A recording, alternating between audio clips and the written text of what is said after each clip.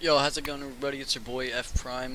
Today in this video, I'm just gonna be giving you 5 quick tips on, how to get better at ZOMs. Because I've seen a lot of people make these just small mistakes, and it's honestly very easily fixable. Things, just little things that you can. It's not too hard to improve on. It takes some time. Um, but yeah, it's just simple things. So, first things first, make sure that when you're rotating to like zone, or when you're going somewhere far, that you're not holding out a weapon. Like you're not holding out your AR-15 or holding out your AK when you're trying to go across the map to zone. Because a lot of people don't know. If you hold out a gun, you go slower. So if you're holding out your fist, you're going a little bit faster, and you can get to zone without taking like damage from the zone. And it's very beneficial. You see a lot of people doing this in scrims and whatnot, and it's a super helpful thing that a lot of people just don't know. Um, yeah, that's just a small one to start it off, but the second one, we've got gun skill. Now, gun skill is not really accuracy, per se. It's more or less how a player is able to adapt to a weapon that they're given. Since Zoms is a battle royale game, you're not guaranteed an AR-15 or guaranteed an AK. You might get an M4 or like whatever, maybe like a green scar. So you need to know how to use those guns efficiently and well, and what they're good at, what they're not good at.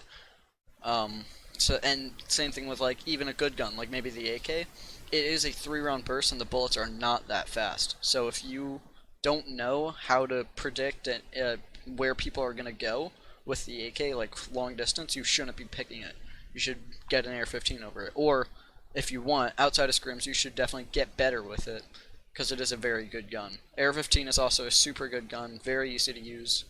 Doesn't slow you down much, a lot of knockback. Very good gun in general.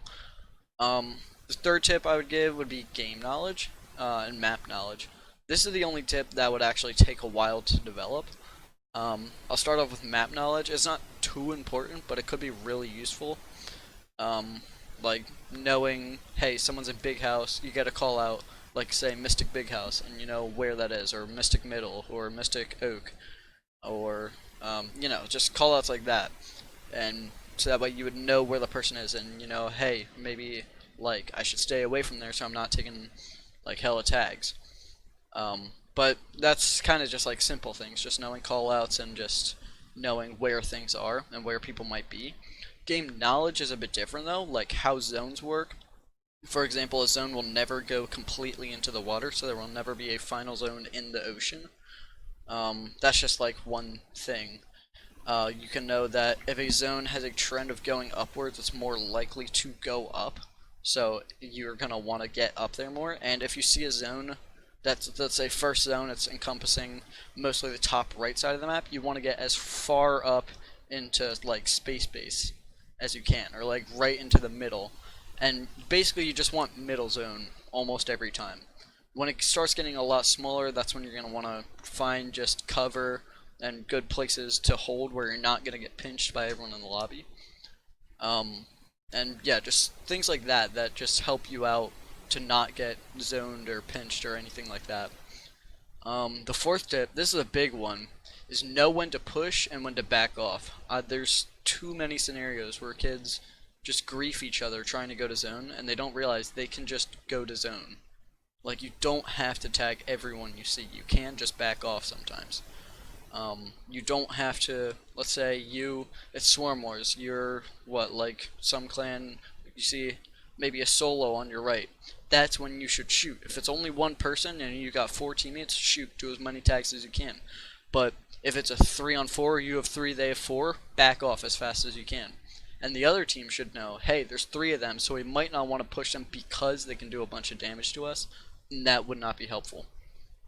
They might have meds, but it wouldn't be enough to like sustain the injury of the fight they just got in. Because 3 people can still do a bunch of damage to 4, or maybe even take them out. It's not a guaranteed that 4 always is above 3. And I guess the last tip would just be to never underestimate your opponent.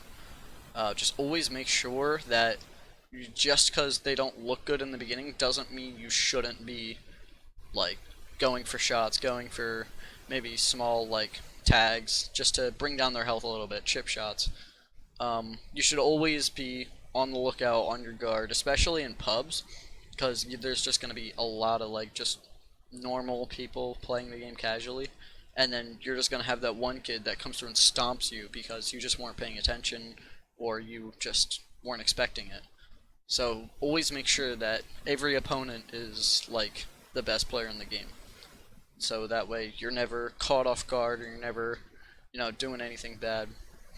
But yeah, that's basically it. Just a small little video helping everybody out a little bit.